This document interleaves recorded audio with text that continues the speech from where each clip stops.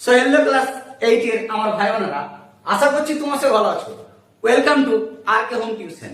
আজকের এই সাজেশন ভিডিওটি তোমাদের কাছে খুবই স্পেশাল হতে চলেছে, কারণ আজকে এই ভিডিওর মাধ্যমে ইতিহাসে চতুর্থ অধ্যায় থেকে মান 2, 3 এবং মান 5 এর সম্পূর্ণ সাজেশন দেখিয়ে দেব এই ভিডিওর মাধ্যমে।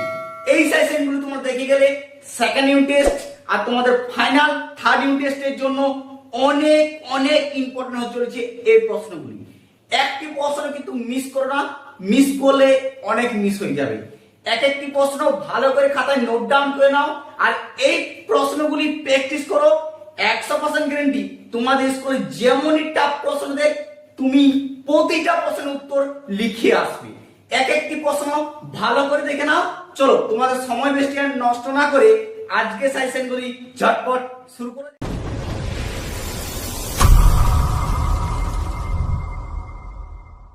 দেখো, প্রথম প্রশ্ন হচ্ছে মান 2 বা 3। এখানের মধ্যে তোমাদের মাত্র 8 থেকে 9টি প্রশ্ন দেখিয়ে দিচ্ছি। এই প্রশ্নগুলি তোমরা প্র্যাকটিস করো আরামসে। সেকেন্ড ইউনিট টেস্টে তোমরা এখান থেকে প্রচুর প্রচুর কমন পেয়ে যাবে চতুর্থ অধ্যায় থেকে। তাই চতুর্থ অধ্যায়টি তোমাদের জন্য বিশাল ইম্পর্টেন্ট এবছরের জন্য। দেখো, প্রথম প্রশ্ন হচ্ছে সূর্যাস্ত আইন কাকে বলে বা কি, অথবা এটি তোমাদের টিকাও দিয়ে দিতে পারে, কিন্তু এতটাই ইম্পর্টেন্ট যে প্রশ্নটি সর্বপ্রথম তোমরা পেয়ে যাবে মান 2 বা 3 এর মধ্যে। দেখো, অথবা দিয়ে তোমাদের সূর্যাস্ত আইন যদি না দেয়, অথবা দিয়ে দিতে পারে যে রাওতালি আইন বন্দোবস্ত কি, রাওতালি আইন বা রাওতালি বন্দোবস্ত কি। এই প্রশ্নটিও মারাত্মক ইম্পর্টেন্ট। হয় সূর্যাস্ত আইন দিতে পারে বা রাওতালি বন্দোবস্ত কি এটা দিবে, দুটোর মধ্যে যে কোনো একটি দিবে, কিন্তু দিবে, এটি তোমরা কিন্তু গ্যারান্টি থাকো। দেখো, 2 নম্বর প্রশ্ন হচ্ছে দাদন প্রথা বলতে কি বোঝো, অথবা দাক্ষিণাত্য হাঙ্গামা কি। ভেরি ভেরি ইম্পর্টেন্ট প্রশ্ন ভাই বোনেরা, তোমাদের বারবার বলছি একদম মিস করো না। তোমাদের এখনই সময়, এই সময়টি তোমরা যদি কাজে লাগাও তাহলে ঠিক আছে, অথবা তোমাদের যখন টাইম হবে তখন সময় তোমাদেরকে ঠিক কাজে লাগিয়ে দিবে। তাই এখন থেকে সময় নষ্ট না করে ভালো করে মনোযোগ সহকারে পড়াশোনা করো। যতগুলো দিচ্ছি 100% পুরো পড়ে যাবে, প্র্যাকটিস করো, তুমি লিখে আসবে। ঠিক আছে। দেখো, 3 নম্বর প্রশ্ন হচ্ছে আমিনি কমিশন কি, অথবা বাগিচা শিল্প বলতে কি বোঝো। এই দুটো প্রশ্নের মধ্যে যে কোনো একটি দিবে, কিন্তু দিবে, এত বড় গ্যারান্টি তোমরা পাচ্ছ। ঠিক আছে। দেখো, 4 নম্বর হচ্ছে অবশিল্পায়ন বলতে কি বোঝো, অথবা বাংলার নীল বিদ্রোহ কেন ঘটেছিল বা কেন হয়েছিল।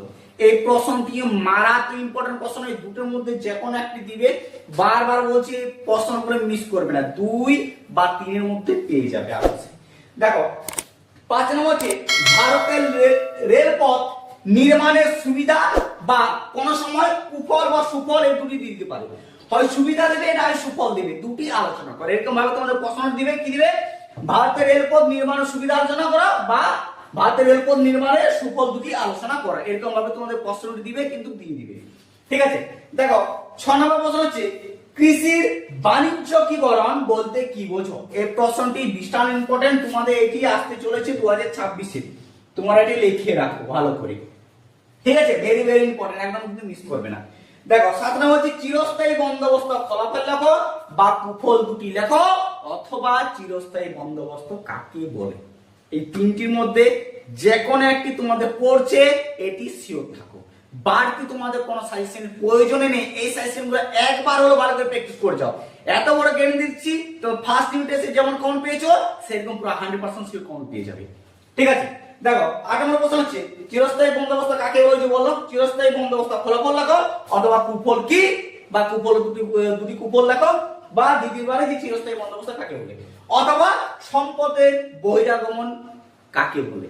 সম্পদের বহিরাগমন কাকে বলে, এই প্রশ্নটি ইম্পর্টেন্ট। অথবা প্রশ্নটি এই প্রশ্নটি তোমাকে ঘুরিয়ে দিতে পারে কি ড্রেন থিওরি বলতে কি বোঝো। এই প্রশ্নটি একটি উত্তর, কিন্তু দুটো প্রশ্ন। ঠিক আছে, হয় দিতে পারে সম্পদের বহিরাগমন কি বা কাকে বলে, অথবা ড্রেন থিওরি বলতে কি বোঝো। ক্লিয়ার। দেখো, লাস্ট এবং সবচেয়ে ভেরি ভেরি ইম্পর্টেন্ট প্রশ্ন, কৃষির বাণিজ্যকরণ বলতে কি বোঝো। কৃষির বাণিজ্যকরণ বলতে কি বোঝো। এই তোমাদের 9টি মান 2 বা 3 এর প্রশ্ন দিলাম। এই প্রশ্নগুলি তোমরা প্র্যাকটিস করছো।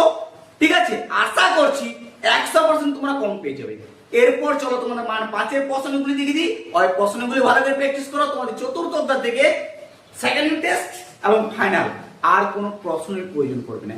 এই প্রশ্নগুলি প্র্যাকটিস করো, ফাইনাল আরামসে তোমার পেয়ে যাবে। আর সেকেন্ড টেস্টে পাচ্ছ। হ্যাঁ, পরীক্ষা শেষে এসে পরে কিন্তু কমেন্ট করে জানাতে ভুলো না যে আমি কমন পেয়েছি। আর তোমাদের পঞ্চম অধ্যায়ের এই সাইসের ভিডিওটি আপলোড করা হয়ে গেছে, এটা তোমরা দেখে নাও। যদি না দেখে থাকো আমার পেজে গিয়ে সেখান থেকে তোমরা দেখে নিতে পারো।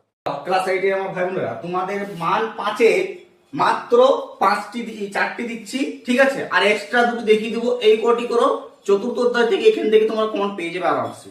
এক একটি ভালো করে দেখে নাও। প্রথম হচ্ছে সবচেয়ে গুরুত্বপূর্ণ, যেটা নীল বিদ্রোহের কারণগুলি আলোচনা করো। সবচেয়ে বেশি গুরুত্বপূর্ণ, পড়ার পরে 100 মধ্যে 100 চান্স আছে। এই প্রশ্নটি ভেরি ভেরি ইম্পর্টেন্ট। এটি হয়তো তোমার ধরো পড়ে গেছে। এই প্রশ্নটি ভালো করে প্র্যাকটিস করে আশা করছি এগুলি কমন পেয়ে যাবে।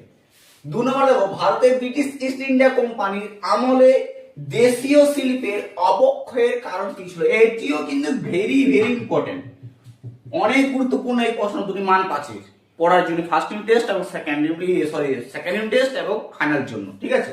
দেখো লাস্ট মানে 3 নম্বর হচ্ছে লর্ড কর্নওয়ালিস কেন চিরস্থায়ী বন্দোবস্ত প্রবর্তন করেছেন? এই প্রশ্নটিও আরো মারাত্মক হতে চলেছে তোমাদের সেকেন্ড এবং ফাইনাল জন্য।